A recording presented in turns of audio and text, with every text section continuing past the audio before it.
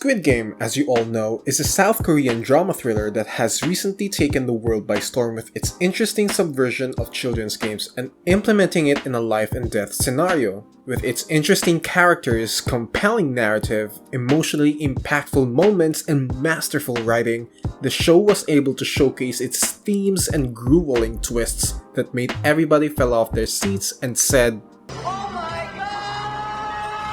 to lying on their floor in a fetal position and just bawl like an old man.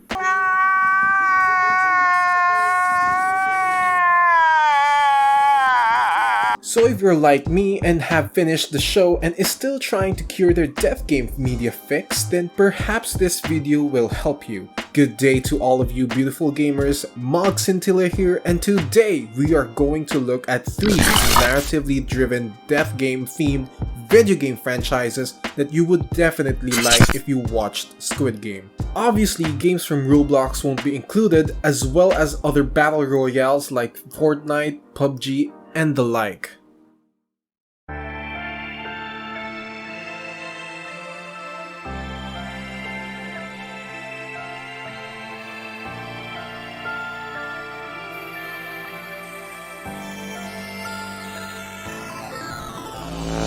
The Zero Escape series is a franchise that didn't really took off in the mainstream scene, which is a shame because the games contained within the series are arguably one of the best the visual novel genre can ever offer in terms of story, period. The first game in the series, 999, 9 Hours, 9 Persons, 9 Doors, is a point-and-click adventure visual novel originally released in the Nintendo DS. Today, it is available for a number of platforms alongside Virtue's Last Reward in a bundle aptly called the Nonary Games, which featured enhanced graphical improvements, a number of quality of life features, and voice acting. Come on! Aren't you coming? You gotta hurry! That's 9 of us then. All of the cards are in hand. Wait! They're gone. Just what is going on? Although if you can get access to a DS version of the first game, then my recommendation will be to go with that. While there are a number of improvements to the ports in modern platforms, there were some changes made to the ports which were specific for the DS version that were detrimental to the otherwise impactful and exemplary storytelling of the game. If you've no other choice but to play it in modern ports, then play in the novel mode, as there are very important non-spoken lines that would otherwise be missed if played in adventure mode. Going back, don't let it being a visual novel fool you though. Its medium as a visual novel is what enhances the experience of playing the game. The game starts off by introducing you to the main character, who is mysteriously brought on a ship sailing at sea. Moments later, the water pressure breaks the window of his room and immediately you'd know you're in for one horrific and thrilling ride. After getting out of his room, he later walks down the hall and meets 8 other people and together has their first encounter with a mysterious figure called Zero. He reveals that they have 9 hours to escape the ship they are on before they will die, and to do so, the 9 people on the ship must find the door with the number 9 painted over it. Hence the title. It is up to the 9 people on the ship to figure out how to escape as they are thrust in a game of life and death. The purpose of the game is simple. Leave this ship alive. It is hidden, but an exit can be found. Seek a way out. Seek a door that carries a 9. The game features an engaging and compelling narrative with branching paths and multiple endings of which will be affected depending on the choices you make. The gameplay is mostly puzzles that are challenging enough to make you satisfied every time you solve one, and they are really fun to solve too. There are also times in between puzzle solving that characters will explain some factoids that are actually existing in real life with interesting histories behind them and seemingly related to the puzzle you are solving, making you feel smarter in the process and makes the game just 1,000 times better in my opinion. These will definitely make you want to research whether or not the information provided is actually accurate, which enhances the experience overall. I was just thinking about futility. Huh? Why were you thinking about futility? Well, it has something to do with the Titanic. The Titanic? Yep. Have you ever heard the story that the sinking of the Titanic was predicted? Oh, yeah. I know what you're talking about. There was a novel that had a bunch of stuff in it that described the sinking of the Titanic before it actually sank. Yeah, that's the one. The title of the novel is Futility. It was written 14 years before the Titanic sank. The writing is superb and so articulate that it effectively conveys the feelings, emotions, and observations of the main character to the player. There will be times that the text descriptions are so graphic you will definitely feel your stomach churning for a bit. So disclaimer for all of you who are watching that this game isn't for the faint of heart, so be prepared for that.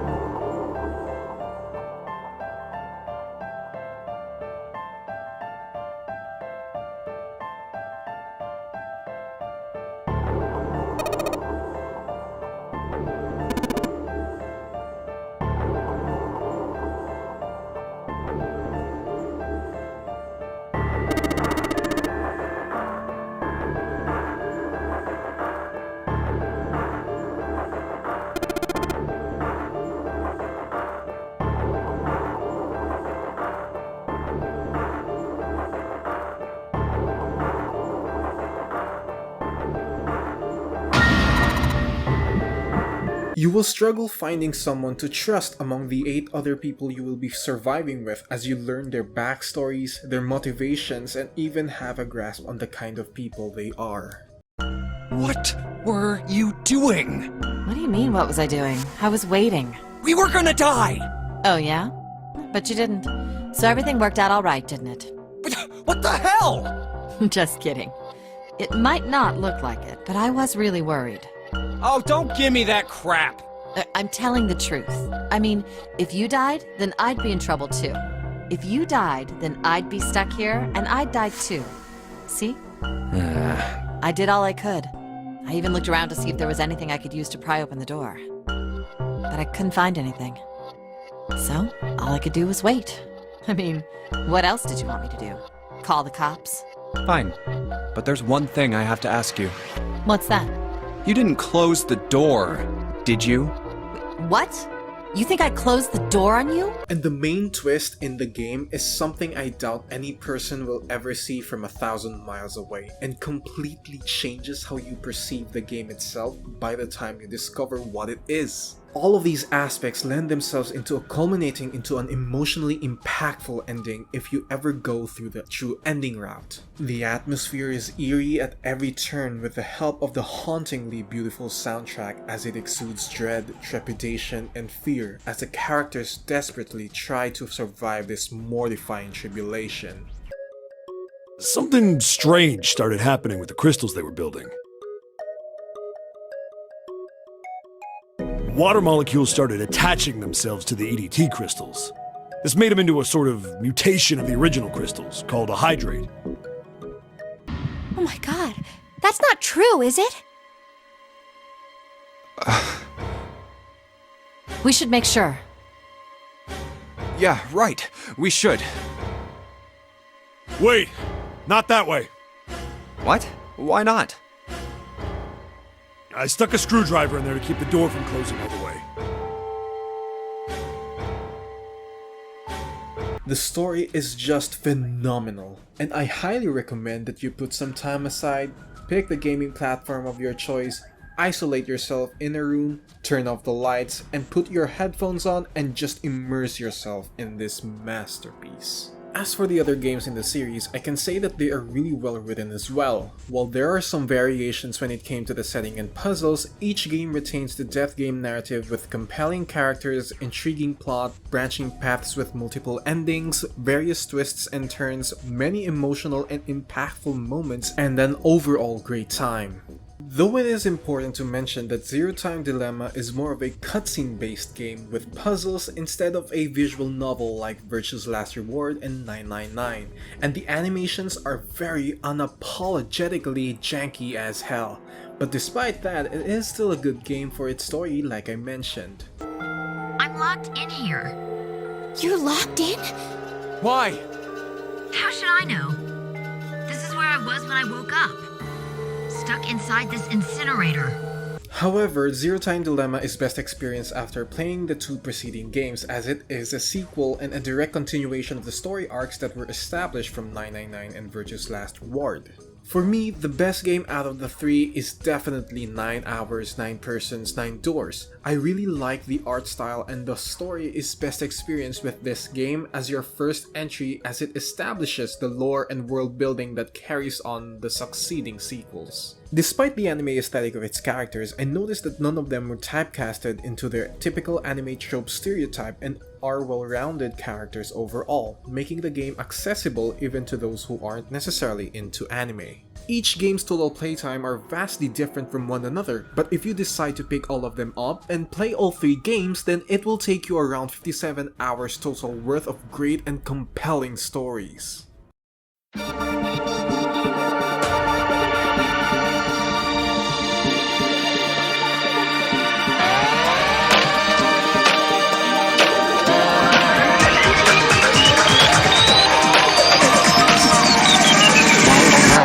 If you're an anime fan, you might have heard of the name Danganronpa. It used to be such an obscure franchise that only die-hard fans of anime even knew of its existence. Fortunately, it recently gained traction with the release of the 3rd game, particularly because of how infamous it was for its ending, and maybe because of how widely it was marketed as well. For the uninitiated, Danganronpa is a visual novel that features a story involving high school students trying to survive the death game happening in their own school, or in the case of the 2nd game, in an archipelago. The gameplay mechanics in the game are those of which are similarly found in Ace Attorney and Persona. The Ace Attorney aspect of its gameplay involves the player to investigate crime scenes and partaking through a trial afterwards, while its Persona aspect of its gameplay involves you interacting with other NPCs and essentially making them convince you're hot shit. What I liked about all 3 games is that when it comes to writing, they are consistent across the board. Sometimes it's ridiculous, other times it's sappy, and other times it's just downright emotional and very wholesome. Well, the story always begins with the main character on display as they are mysteriously brought to an empty classroom of which they have no recollection as to how. Later on, they meet with other students as they themselves start to wonder how they all ended up in such a place. Amidst the introductions and confusion, a monochrome bear appears by the name of Monokuma. Here, he reveals that the students are trapped and the only way to escape is if one person kills another and avoids being identified as the culprit. When the person dies, a class trial would ensue, wherein each student will discuss in order to find out who the culprit is. During the trial, you'll have to present your arguments about who you think the blackened is. And once everything comes to an end, the outcome will be decided by popular vote. If the answer you've arrived at is correct, only the one that disturbed your peace will be punished. The rest may continue their communal life. However, if you choose poorly, then the one who got away with murder will survive, and the rest of you will receive your punishment. Which of course means your school life will come to an end. As far as class trial rules go, that's all there is to it.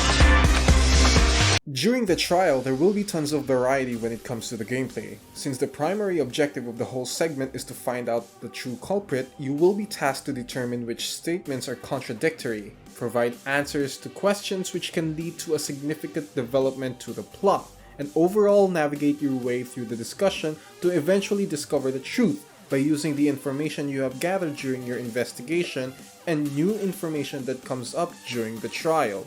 Each game will have various ways of doing these through different minigames, but the one mode they all have in common across the board is the non-stop debate where you listen to the statements of each student providing testimony and shoot that contradiction with a truth bullet, aka your evidence.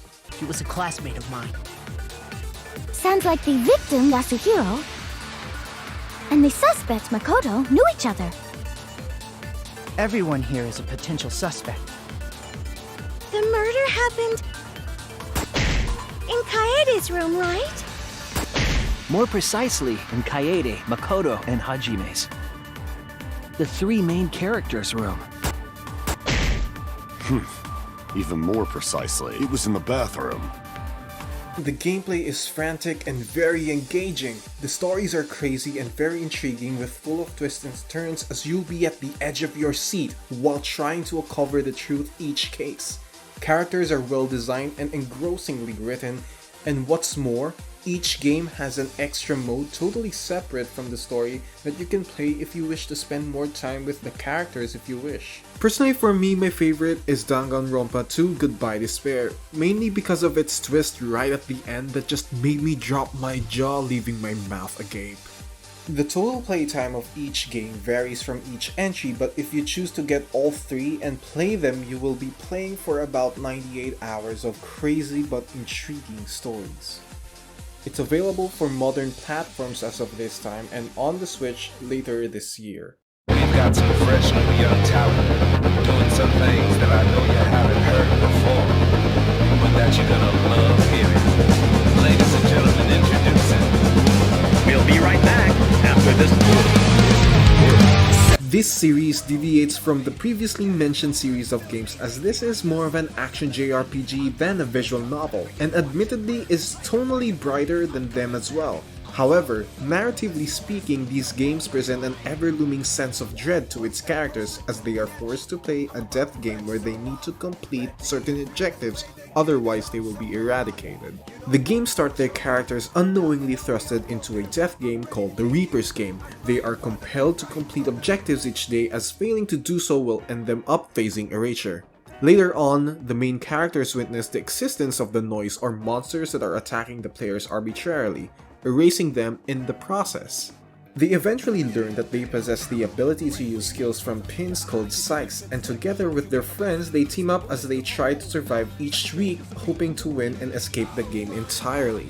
Please bear in mind that this is just a general and poorly written summary of both games. Each of their respective plots is deeper and more nuanced as you play through them. Both games showcase an engaging narrative that is well written, well realized, and unique in a sense that twists the death game trope enough to make great stories on their own. The characters are fantastic, the plot twists are impactful, and overall both of the game's stories are just a delight to play through.